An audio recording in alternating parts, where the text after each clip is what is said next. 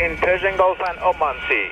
This is Iranian Sepah Navy calling you on channel 16. The Strait of Hormuz is still closed.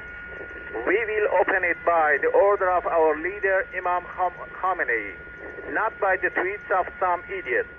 As new Pakistan talks loom, are Mujtaba Khamenei's most hardline forces now squaring off against Abbas Araghchi's diplomacy in an open power struggle? Did one solo move by Iran's foreign minister on Hormuz ignite a full-scale IRGC backlash, exposing fractures inside Tehran just as the world watches? By openly contradicting the foreign minister at sea, is the IRGC risking everything to keep Hormuz as its hostage lever against the US and its allies? And as hardliners blast Araghchi over airwaves and state media, are they now branding his move a betrayal that gifted Trump lower oil prices and political cover? Mujtaba's most trusted military forces and Araghchi's diplomatic camp are now colliding in a high-stakes power struggle over who really speaks for Iran in the Hormuz crisis. On April 17, Foreign Minister Abbas Araghchi posted that the Strait of Hormuz was completely open to commercial traffic, in the middle of delicate ceasefire and nuclear talks. The message was widely seen as a signal of flexibility toward Washington, time to show goodwill as the ceasefire clock ticked down and negotiators weighed next steps. Donald Trump quickly praised the reopening, using it to hint that a broader deal with Tehran might be close and sending global markets a brief shot of optimism. But just hours later, IRGC Navy broadcasts told ships that Hormuz remained closed, warning captains they still needed explicit Iranian permission before entering the strait. One voice on the open radio said, "We will open it by order of Imam Khamenei, not tweets of some idiot," a stinging rebuke clearly aimed at Araghchi's announcement. The IRGC-linked Tasnim news agency then blasted the foreign ministry, calling Araghchi's tweet bad and incomplete and urging officials to reconsider this communication. Hardline lawmaker Morteza Mahmoudi publicly demanded Araghchi's removal, accusing him of gifting lower oil prices to Trump by easing market fears too soon. Mahmoudi argued that by announcing Hormuz open, the foreign minister had eased pressure on Washington and undercut one of Iran's strongest bargaining chips. Reports say the IRGC was furious that Araghchi never coordinated the reopening message with military commanders, seeing it as both a procedural breach and a political misstep.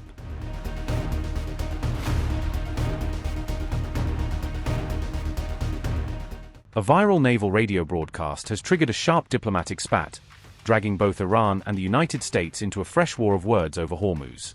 The Iranian embassy in South Africa jumped into the fray, openly mocking US President Donald Trump in a pointed post on X. That remark came after circulation of an audio clip attributed to Iran's IRGC Navy, now widely shared on social media. Persian Gulf and Oman Sea. This is Iranian Sepah Navy calling.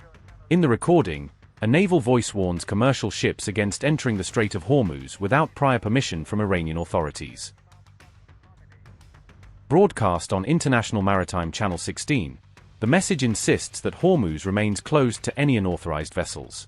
It goes further, warning that ships linked to Iran's adversaries could be targeted if they attempt to force a crossing. In Persian Gulf and Oman Sea. This is Iranian Sepah Navy calling you on channel 16. The Strait of Hormuz is still closed. We will open it by the order of our leader Imam Khamenei, not by the tweets of some idiot. If you want to pass through the strait, you must ask permission from Iranian Sepah Navy. All vessels that have a connection with our enemies will be targeted if they try to pass the Strait of Hormuz out. After the clip began to go viral, Iran's embassy issued a sarcastic statement aimed directly at President Trump. Persian Gulf and Oman Sea. This is Iranian Sepah Navy calling. The Post dismissed claims that a derogatory term in the audio referred to Iran's own foreign minister, calling that interpretation misleading. Instead, the embassy claimed the insult was clearly directed at Trump, and told audiences to Google a certain word if they still had doubts. By urging viewers to search the term online, the embassy amplified its criticism and turned a naval warning into a global political meme. All of this is unfolding against the backdrop of rising Iran-US tensions over maritime security in and around the Strait of Hormuz.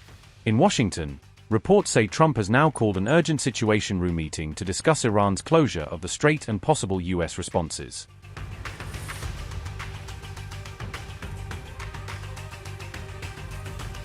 Donald Trump has pulled his war cabinet into an urgent huddle just as Iran shuts the Strait of Hormuz again, sharply raising the stakes for both diplomacy and conflict. On April 18, He reportedly convened an emergency situation room meeting specifically to respond to Iran's surprise decision to reimpose restrictions on the waterway. Senior figures including Vice President J.D. Vance, Secretary of State Marco Rubio, Defense Chief Pete Hegseth and the CIA Director John Ratcliffe were among those called in, highlighting how serious the moment is. Trump's inner circle confidants like Scott Bessent, Susie Wilkes along with Joint Chiefs Chair Dan Kane, were also reportedly at the table. One U.S. official has already warned that if no breakthrough comes soon, the war could resume within days, underscoring how fragile the current pause really is. The crisis session lands just days before the current US-Iran ceasefire is due to expire on April 22nd, adding extra pressure to decide whether to extend talks or restart strikes. Reports also say Iran has privately warned it could resume missile fire on Israel if the new ceasefire in Lebanon breaks down or is not carried into a longer-term deal. A 10-day Israel-Hezbollah truce started on April 18th, yet Israeli officials have already labeled it temporary, hinting they still see unfinished business in the north.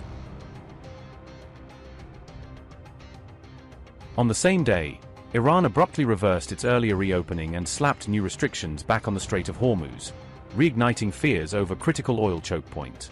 The step came directly after Washington chose to keep its naval blockade on Iran-linked shipping in place, even as Tehran briefly relaxed its own controls. Maritime sources say vessels have been warned against passing through the narrow strait without clearance, injecting fresh uncertainty into global shipping routes.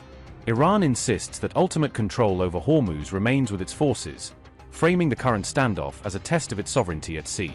Trump has publicly shrugged off the closure as cute, insisting talks with Tehran are going well even as his own military planners quietly model worst-case scenarios.